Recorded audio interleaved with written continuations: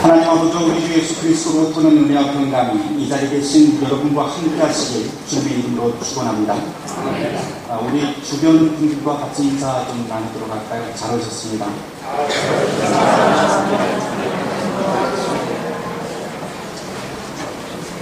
오늘은 우리 교회 역사의 중요한 기록 한 줄이 덧붙여지는 날입니다.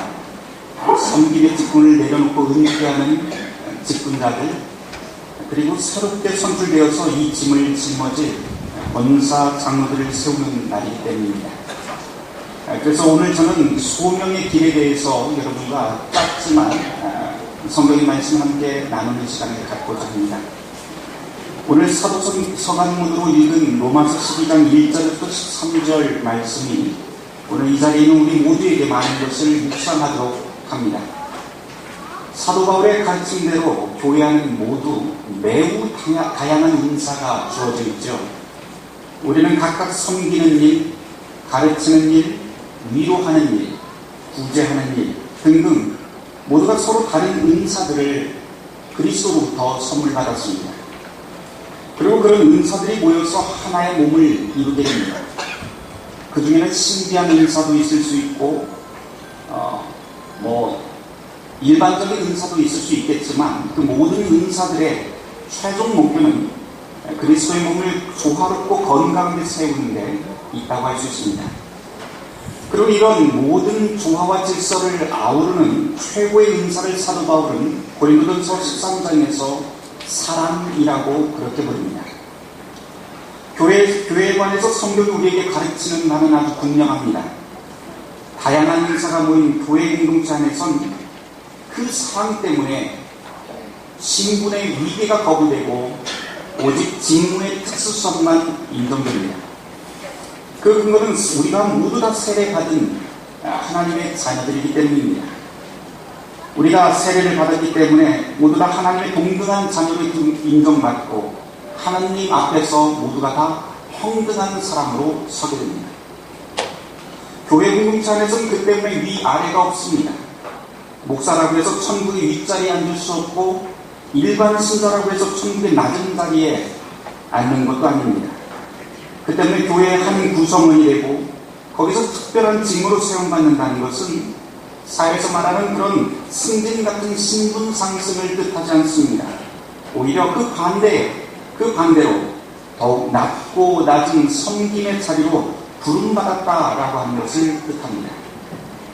사도 바울은 이것을 로마서 12장 1절에서 이렇게 바꾸어 설명을 하는데요.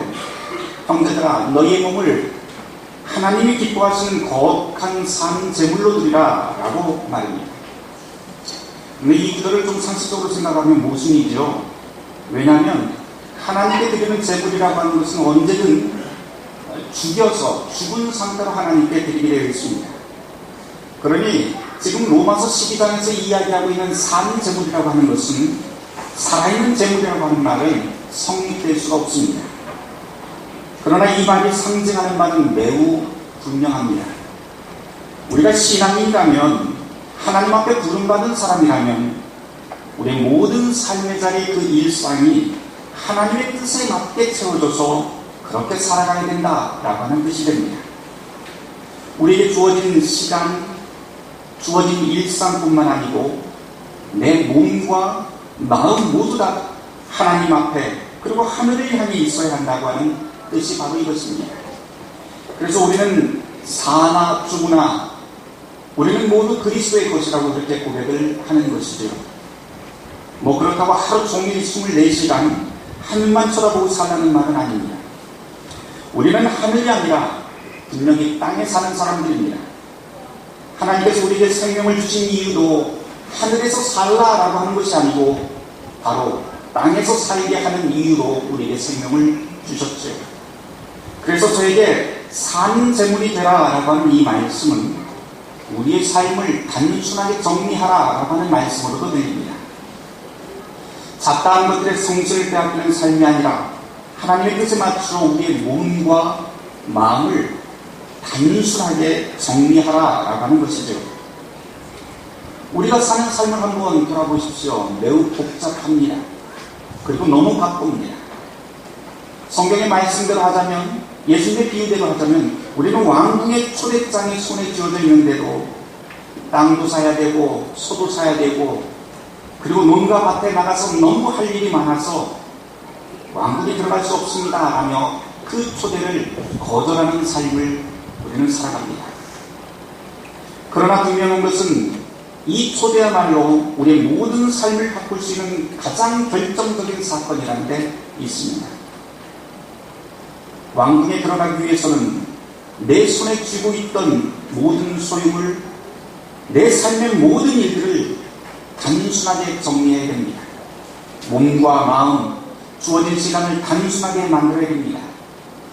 땅 문서를 내려놓고 논과 밭에 나갈 그 시간을 조정해야 됩니다.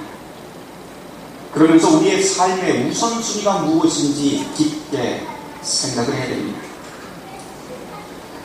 좀 다른 이야기가 되겠지만 제가 성직으로 부름받는 제 후배들 만날 때마다 들려주는 이야기가 있습니다. 후배들에게 너희들 뭐 이것저것 열심히 해라, 뭐 준비해라 이런 말을 많이 하고는 하지만 그 중에서도 제가 꼭 하는 말은 교회를 성장시키는 기술, 뭐 사람의 마음 얻는 기술, 교인을 관리하는 기술, 교회의 직책을 어떻게 짜는 기술, 그런 것에 정신 팔리기보다 신앙의 기본기를 다지는데 가장 힘을 써야 된다라고 말을 합니다. 신앙이라고 하는 것은 몸과 마음이 분리되지 않고 하나가 되어 움직이는 것이죠. 그런데 성경을 읽다 보면 우리의 영과 육이 나뉘어지고 몸과 마음을 구분하는 것처럼 착각이 될 때가 있습니다. 하지만 그렇지 않죠. 몸과 마음은 언제나 하나이고 서로 분리가 되지 않습니다. 그 때문에 신앙이라고 하는 것은 우리의 강건한 마음만큼이나 몸의 훈련도 필수 요건이라 할 수 있습니다. 은사라고 하는 것이 갑작스레 하늘에서 떨어지는 것으로 생각하는 분들이 가끔 있습니다. 물론 그럴 수도 있습니다만 성경은 그런 신비한 은사보다도 우리의 몸과 마음이 하나 되어 움직이는 우리 일상의 경건의 삶을 더욱더 중요하게 가르친 것 같습니다. 몸의 경건 없이 복음의 자유만 외치면서 생각 없이 막 사는 사람이 있다면 그런 사람을 만나서 저 사람 참 말 좋구나 그러면서 주눅 들거나 혹하지 말고 그냥 저 사람은 허풍쟁이구나 라고 그렇게 생각하고 관심 끊어도 괜찮습니다. 왜냐하면 하나님께서 우리에게 주시는 은사라고 하는 것은 그런 값싸고 가벼운 것이 아니기 때문입니다. 신앙인이 몸으로 경건을 익힌다는 건 기도와 금식, 구제 같은 그런 종교적인 일에만 국한된 것이 아니지요. 여기는 자기의 몸을 귀하게 여기고 단련하며 건강을 위한 규칙적인 노력도 포함됩니다. 이건 역시 규칙적인 삶을 통해서 우리의 몸과 마음을 절제하고 동시에 자기의 삶을 단순화시키는 작업 가운데 들어가기 때문입니다.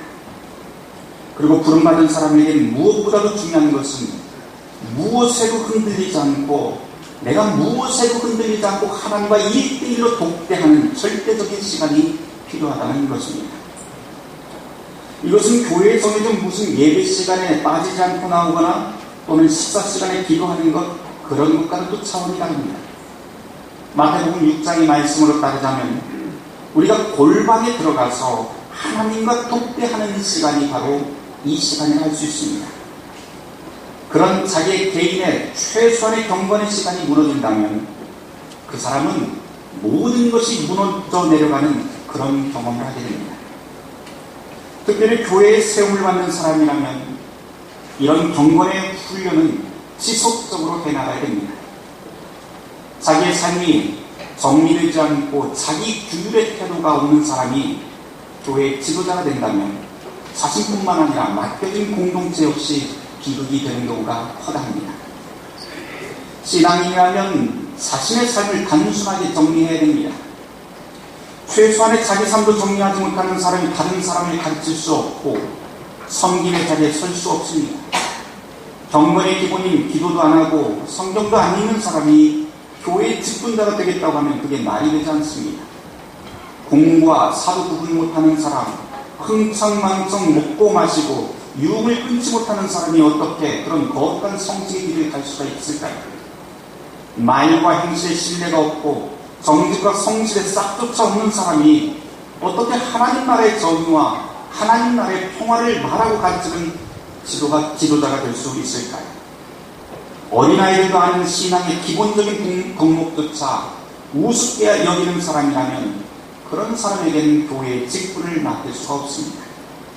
그러니 교회의 직분으로 부름받는 사람이라면 우선적으로 자기 삶의 태도를 점검해야 됩니다. 입만 살아서 자유를 외치고 입만 살아서 복음을 외친다면 내가 그런 허풍쟁이로 살고 있는 것은 아닌지, 아니면 그리스도를 따라서 살겠다며 진심으로 발버둥치며 그렇게 몸과 마음으로 발버둥치는 소명자인지 돌아봐야 됩니다.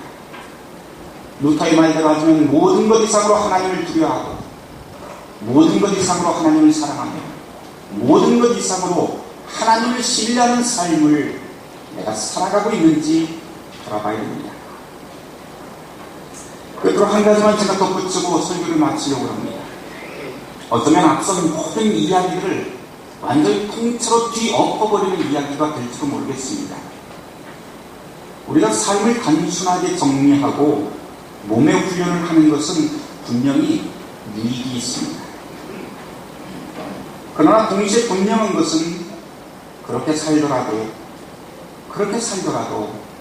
우리 신앙의 삶 속에는 신앙의 의심이 들 때가 있고 실패하고 쓰러질 때도 온다는 사실이지요.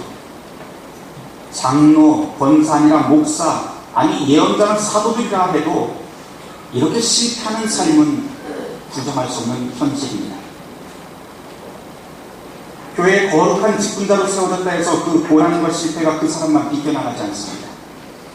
건강하고 훌륭한 교회라고 해서 역사가 오래됐다고 해서 행복만 가득한 것 절대 아닙니다. 시련은 언제나 찾아오게끔 되어 있습니다.